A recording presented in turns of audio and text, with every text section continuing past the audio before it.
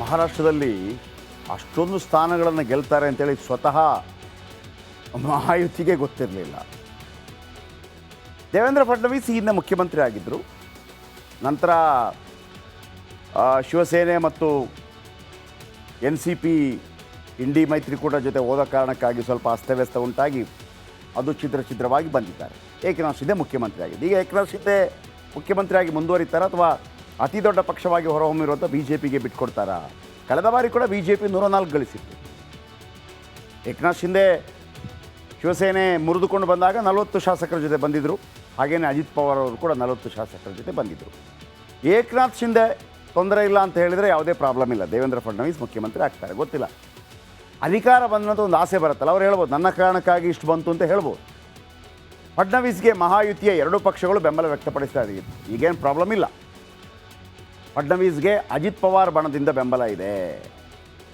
ಏಕನಾಥ್ ಶಿಂದೆಗೂ ಅಜಿತ್ ಪವಾರ್ಗೂ ಅಷ್ಟಕ್ಕಷ್ಟೇ. ಅಜಿತ್ ಪವಾರ್ ಅಂದರೆ ಅವ್ರ ಜೊತೆ ಇರುವವರೇ, ಏಕನಾಥ್ ಶಿಂದೆ ಬೇಡ ಅವರಿಗೆ. ದೇವೇಂದ್ರ ಫಡ್ನವೀಸ್ ತೊಂದರೆ ಇಲ್ಲ. ಸೀಟ್ ಹಂಚಿಕೆ ವೇಳೆ ಕೂಡ ಸಿಡಿದಿದ್ದರು ಅಜಿತ್ ಪವಾರ್. ಮಹಾಯುತಿ ಸಭೆಗೆ ಗೈರಾಗಿದ್ದರು ಅಜಿತ್ ಪವಾರ್. ಫಡ್ನವೀಸ್ CM ಆದರೆ ಅಜಿತ್ ಪವಾರ್ ಓಕೆ, ಲಾಭ ಆಗತ್ತೆ. ಕಳೆದ ಬಾರಿ ಆರಂಭದಲ್ಲೇ ಸರ್ಕಾರ ರಚನೆ ಮಾಡಿತ್ತು BJP. ಫಡ್ನವೀಸ್ CM ಆಗಿದ್ದರು, ಅಜಿತ್ ಪವಾರ್ DCM ಆಗಿದ್ದರು. ನಂತರ ಅದನ್ನು ಕಾಂಗ್ರೆಸ್ ಶರದ್ ಪವಾರ್ ಅದನ್ನು ಹಾಳು ಮಾಡಿದರು. ಕೇವಲ 5 ದಿನದ ಮಟ್ಟಿಗೆ ಇತ್ತು ದೋಸ್ತಿ ಸರ್ಕಾರ. ಆಮೇಲೆ ಉದ್ಧವ್ ಠಾಕ್ರೆ ಮುಖ್ಯಮಂತ್ರಿ ಆದರು. ಈಗ ಕಾದು ನೋಡಬೇಕಾಗಿದೆ ಏನಾಗುತ್ತೆ ಅಂತೇಳಿ. ಈಗೊಂದು ಆಗಬೇಕು ಅನ್ನೋ ಚರ್ಚೆಯು ನಡೀತಾ ಇದ್ದು 132 ಸ್ಥಾನ ಗೆದ್ದು ದೊಡ್ಡ ಪಕ್ಷವಾಗಿ ಹೊರಹೊಮ್ಮಿರೋ BJP ದೇವೇಂದ್ರ ಫಡ್ನವೀಸ್ CM ಆಗಬೇಕು ಅಂತ ಪಟ್ಟು ಹಿಡಿದಿದೆ. ಫಡ್ನವೀಸ್ಗೆ ಅಜಿತ್ ಪವಾರ್ ಬಣದ ಬೆಂಬಲ ಇದೆ. 57 ಸ್ಥಾನಗಳಲ್ಲಿ ಗೆದ್ದಿರುವಂತಹ ಶಿಂಧೆ ಅವರಿಗೆ ಮತ್ತೆ CM ಆಗೋ ಆಸೆ ಇದೆ.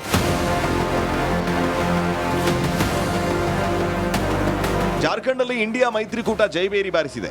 81 ಸದಸ್ಯ ಬಲದ ವಿಧಾನಸಭೆಯಲ್ಲಿ 54 ಸ್ಥಾನಗಳನ್ನು ಗೆದ್ದು ಅಧಿಕಾರ ಪಟ್ಟಕ್ಕೇರಿದೆ. ಇದೀಗ ಜಾರ್ಖಂಡ್ CM ಆಗಿ ಹೇಮಂತ್ ಸೊರೇನ್ ನವೆಂಬರ್ 28ಕ್ಕೆ ಪ್ರಮಾಣ ವಚನ ಸ್ವೀಕರಿಸಲಿದ್ದಾರೆ. News desk, republic Kannada. ಉಳ್ಕೊಂಡ್ಬಿಟ್ಟಿದೆ. ಆಮೇಲೆ ಅದರಲ್ಲೇ ಭಿನ್ನ ಧ್ವನಿ ಇದೆ. ಮತ್ತೊಂದು ಕಡೆ CM ಸಿದ್ದರಾಮಯ್ಯ ಸ್ಟ್ರಾಂಗ್ ಆಗಿದ್ದಾರೆ. ನೋಡಿ, ಮೂಡಾ ವಾಲ್ಮೀಕಿ ಸ್ಕ್ಯಾಮ್ಗಳಲ್ಲಿ ಸರ್ಕಾರ ಸಿಲುಕಿದ್ದಂತೂ ಸತ್ಯ, ಹೋರಾಟಗಳಾಗಿದ್ದು ಸತ್ಯ. ಸಿದ್ದರಾಮಯ್ಯ ಮತ್ತು ಸರ್ಕಾರದ ಶಕ್ತಿ ಪ್ರದರ್ಶನಕ್ಕೆ ವೇದಿಕೆಯಾಗಿತ್ತು. ಸಿದ್ದರಾಮಯ್ಯನವರನ್ನ ಹೇಗಾದರೂ ಶತಾಯಗತ ಇಳಿಸಲೇಬೇಕು ಅಂತೇಳಿ ಪ್ರಯತ್ನಗಳನ್ನು BJP ಮಾಡ್ತು. ಅವರ ಜೊತೆ ಆ ಸಂದರ್ಭದಲ್ಲಿ DK ಶಿವಕುಮಾರ್ ಭಾಳ ಸ್ಟ್ರಾಂಗ್ ಆಗಿ ನಿಂತರು. ಈಗ ಉಪಸಮರದ 3 ಕ್ಷೇತ್ರಗಳಲ್ಲಿ ಕಾಂಗ್ರೆಸ್ ಜಯಬೇರಿ ಬಾರಿಸಿದೆ. ಹಾಗಾಗಿ ವಿಪಕ್ಷಗಳ ತೆಕ್ಕೆಯಿಂದ ಶಿಗ್ಗಾಂವಿ ಚನ್ನಪಟ್ಟಣವನ್ನು ಕಸಿದುಕೊಂಡಿದೆ ಕೈಪಡೆ. ಅನ್ಡೌಟೆಡ್ಲಿ ಸಿದ್ದರಾಮಯ್ಯ ತುಂಬ ಸ್ಟ್ರಾಂಗ್ ಆಗಿದ್ದಾರೆ. DK ಶಿವಕುಮಾರ್ ಸ್ಟ್ರಾಂಗ್ ಆಗಿದ್ದಾರೆ. ಕಾಂಗ್ರೆಸ್ ಮತ್ತೆ ಸ್ಟ್ರಾಂಗ್ ಆಗಿದೆ. ಸಿದ್ದು ಮತ್ತು ಸಂಪುಟ ಸದಸ್ಯರ ವಿಶ್ವಾಸ 100 ಮಡಿಯಾಗಿದೆ. ಯಾಕಂದರೆ ಶಿಗ್ಗಾಂವಿ ಅಂತ ಜಾಗ 30 ವರ್ಷಗಳ ನಂತರ ಅವರ ಕೈವಶಕ್ಕೆ ಬಂದಿದೆ. ಸಿದ್ದರಾಮಯ್ಯ ನಾಯಕತ್ವವನ್ನು ಈಗ ಯಾರು ಪ್ರಶ್ನೆ ಮಾಡೋಕ್ಕಾಗಲ್ಲ. ಕೇಂದ್ರದ ಕಾಂಗ್ರೆಸ್ ಹೈಕಮಾಂಡು ಪ್ರಶ್ನೆ ಮಾಡಲ್ಲ. ಯಾಕಂದರೆ ಕಾಂಗ್ರೆಸ್ ಹೈಕಮಾಂಡ್ ವೀಕ್ ಆಗಿದೆ. ಹೆಂಗೆ ಅಂತಂದರೆ ಮಹಾರಾಷ್ಟ್ರದಲ್ಲಿ ಆ ಥರದ ಸೋಲು. ವಿಪಕ್ಷ ನಾಯಕ ಸ್ಥಾನ ಕೂಡ ಇಲ್ಲ ಮಹಾರಾಷ್ಟ್ರದಲ್ಲಿ. ಅಲ್ಲಿ ಜಾರ್ಖಂಡಲ್ಲಿ ಗೆದ್ದಿದ್ರು ಕೂಡ ಅದು JMM ಗೆದ್ದಿರೋದು. ಕಾಂಗ್ರೆಸ್ ಸ್ವಲ್ಪ ಅದರ ಅಂಗಪಕ್ಷ ಅಷ್ಟೇ.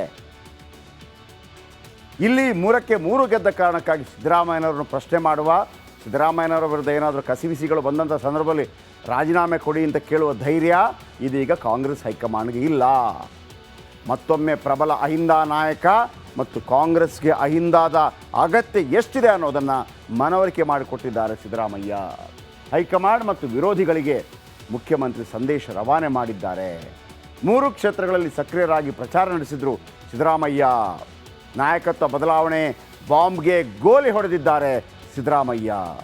ಸೊ ಹಾಗಿರುವಾಗ ಸದ್ಯಕ್ಕೆ ಸಿದ್ದರಾಮಯ್ಯನವರನ್ನು ಯಾರೂ ಮುಟ್ಟೋಕೆ ಆಗದೇ ಇದ್ದಿರ್ಬೋದು. ಆದರೆ ಯಾವಾಗ 140 ಫೈಲ್ಗಳು ಮಿಸ್ಪ್ಲೇಸ್ ಆಗಿದೆ ಅನ್ನೋದಿದೆಯಲ್ಲ, ಅದು EDಯನ್ನು ಅಲ್ಲಿಗೆ ಡೈವರ್ಟ್ ಮಾಡಿಸತ್ತಾ, ಅದು ಕೂಡ ಒಂದಲ್ಲ ಒಂದು ರೀತಿಯಲ್ಲಿ ಆ ಪತ್ತು ತಂದಿಡಬಹುದು. ರಾಜಕೀಯವಾಗಿ ಸ್ಟ್ರಾಂಗ್ ಇದ್ದಾರೆ.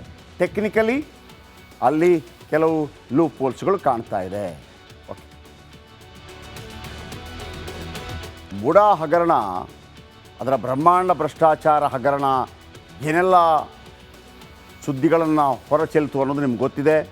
ಒಂದು ಕಡೆ PN ದೇಸಾಯಿ ಆಯೋಗ, ಮತ್ತೊಂದು ಕಡೆ ಲೋಕಾಯುಕ್ತ, ಮತ್ತೊಂದು ಕಡೆ ED ಎಲ್ಲವೂ ತನಿಖೆ ಮಾಡ್ತಾ ಇದೆ. ಆದರೆ ಈಗೊಂದು ರೋಚಕ ಮಾಹಿತಿ ಹೊರಬಿದ್ದಿದೆ. ಲೋಕಾಯುಕ್ತ DYSP ಮುಡಾದ ಮೇಲೆ ರೇಡ್ ಮಾಡ್ತಾರೆ ಅಂತ ಗೊತ್ತಾದಾಗ ಮರುದಿವಸ IAS ಅಧಿಕಾರಿಗಳು ಹೋಗಿ ಅಲ್ಲಿರುವಂಥ ದಾಖಲೆಗಳನ್ನು ಎತ್ತಾಕೊಂಡ್ಬಂದಿರುತ್ತೆ. ಅದನ್ನು ಈಗ ಸುಟ್ಟಾಕಿದ್ದಾರೆ ಅಂತ ಒಂದು ಮಾಹಿತಿ ಇದೆ. ಅದರ ಮರುದಿವಸ ಭೈರತಿ ಸುರೇಶ್ ಅಲ್ಲಿಗೆ ಹೋಗಿದ್ರಂತೆ. ಇದೆಲ್ಲವೂ ಕೂಡ ದೊಡ್ಡ ಮಟ್ಟದಲ್ಲಿ ಸಂಚಲನಕ್ಕೆ ಕಾರಣವಾಗ್ತಾ ಇದೆ. ಹಾಗಿದ್ದರೆ ಆ 140 ಫೈಲ್ಗಳನ್ನು ನಾಪತ್ತೆ ಮಾಡಿದ್ಯಾರು? ಮಂತ್ರಿಗಳದರಲ್ಲಿ ಶಾಮೀಲಾಗಿದ್ದಾರಾ? ಅಧಿಕಾರಿಗಳು ಶಾಮೀಲಾಗಿದ್ದಾರಾ? ಇಂಥ ಒಂದು ದೊಡ್ಡ ಶಂಕೆ ವ್ಯಕ್ತವಾಗ್ತಾ ಇದೆ. ಬನ್ನಿ ಇದರ ಬಗ್ಗೆ ಒಂದು ಸಂಪೂರ್ಣ ರಿಪೋರ್ಟ್.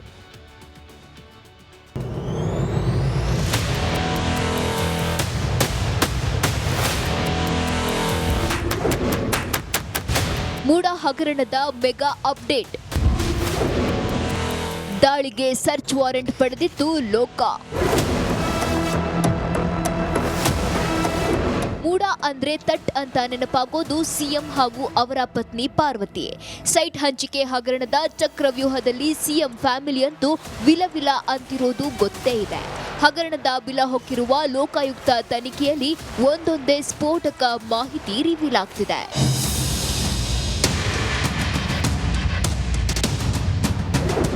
ಹಾಗಾದ್ರೆ ಸರ್ಚ್ ವಾರೆಂಟ್ನಲ್ಲಿ ಏನೇನಿದೆ ಅನ್ನೋದನ್ನ ನೋಡೋದಾದ್ರೆ, ಮೂಡಾ ಕಚೇರಿ ಮೇಲೆ ದಾಳಿಗೆ ಲೋಕಾಯುಕ್ತ ಸರ್ಚ್ ವಾರೆಂಟ್ ಜಾರಿ ಮಾಡಿತ್ತು. ಸೈಟ್ ಹಂಚಿಕೆಯಲ್ಲಿ ಗೋಲ್ಮಾಲ್ ಆಗಿದೆ. ಬದಲಿ ಸೈಟ್ ಕೊಡುವ ವಿಚಾರದಲ್ಲಿ ಕಾನೂನು ಉಲ್ಲಂಘನೆಯಾಗಿದೆ. ಮೂಡಾ ಕಚೇರಿಯಲ್ಲಿ ಇದಕ್ಕೆ ಸಂಬಂಧಿಸಿದ ದಾಖಲೆ ಇಲ್ಲ. ನೋಟಿಸ್ ಕೊಟ್ಟು ದಾಖಲೆ ಕೇಳಿದ್ರೆ ಕೊಡುವುದಿಲ್ಲ ಎಂಬ ಆರೋಪಗಳು ಸರ್ಚ್ ವಾರೆಂಟ್ನಲ್ಲಿ ಉಲ್ಲೇಖವಾಗಿದೆ. ದಾಖಲೆ ಕೇಳಿದ ಕೂಡಲೇ ದಾಖಲೆ ನಾಶ ಮಾಡ್ತಾರೆ. ಇದಕ್ಕಾಗಿ ದಿಢೀರ್ ದಾಳಿ ಅತ್ಯಂತ ಅವಶ್ಯಕತೆ ಇದೆ. ಮಹತ್ವದ ದಾಖಲೆ ಜಪ್ತಿಗೆ ದಿಢೀರ್ ದಾಳಿ ಮಾಡಲು ಸರ್ಚ್ ವಾರೆಂಟ್ ಜಾರಿ ಮಾಡಲಾಗಿತ್ತು ಎನ್ನಲಾಗಿದೆ.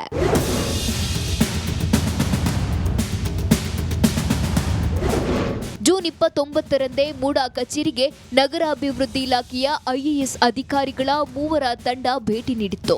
140 ಫೈಲ್ಗಳನ್ನು ತಂಡ ತೆಗೆದುಕೊಂಡು ಹೋಗಿತ್ತು ಅಂತ ದೂರುದಾರ ಸ್ನೇಹಮಯಿ ಕೃಷ್ಣ ಆರೋಪಿಸಿದ್ದಾರೆ. ತಮ್ಮನ್ನು ತಾವು ರಕ್ಷಣೆ ಮಾಡುವ ಉದ್ದೇಶದಿಂದ ಲೋಕಾಯುಕ್ತ ಸಂಸ್ಥೆ ಅಧಿಕಾರಿಗಳನ್ನ ಜೊತೆ ಶಾಮೀಲಾಗಿ ಈ ಕಡತಗಳನ್ನು ವಶಪಡಿಸ್ಕೊಂಡು ದಾಖಲೆಗಳನ್ನು ನಾಶಪಡಿಸುವಂಥ ಅಥವಾ ಮುಚ್ಚಿಡುವಂಥ ಪ್ರಕ್ರಿಯೆಯನ್ನು ಮಾಡಿದರನ್ನು ಸ್ಪಷ್ಟವಾಗಿ ಕಂಡುಬರ್ತದೆ. ಇಷ್ಟೊಂದು ಫೈಲ್ಗಳು ಎತ್ಕೊಂಡು ಬಂದಿದ್ದಾರೆ ಅವರು ಅಂತ ಅಂದಾಗ ಅದು ತನಿಖೆನಲ್ಲಿ ಗೊತ್ತಾಗಲೇಬೇಕು. ಲೋಕಾಯುಕ್ತದವ್ರು ಮಾಡಿದರೂ ಆಗುತ್ತೆ, ಇನ್ಯಾವುದೇ ಏಜೆನ್ಸಿ ಮಾಡಿದರೂ ಆಗುತ್ತೆ. ಅದು ಬರಬೇಕಲ್ಲ. ಯಾವ ಅಧಿಕಾರಿ ರಕ್ಷಣೆ ಮಾಡೋಕೆ ಹೊರಟಿದ್ರು ಅದು ಬರಬೇಕಲ್ವಾ.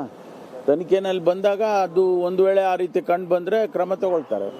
ಯಾರು ಫೈಲ್ಗಳನ್ನು ರಕ್ಷಣೆ ಮಾಡಬೇಕಾಯಿತು ಅದೇ ಅಧಿಕಾರಿ ಫೈಲ್ಗಳನ್ನು ಕಳ್ತನ ಮಾಡ್ತಾರೆ ಅಂತ ಹೇಳಿದ್ರೆ ನಮ್ಮ ರಾಜ್ಯದ ಆಡಳಿತ ವ್ಯವಸ್ಥೆ ಎಷ್ಟು ಕುಸಿದಿದೆ ಅನ್ನೋದು ಇದರಿಂದ ಸ್ಪಷ್ಟ ಆಗ್ತಾ ಇದೆ.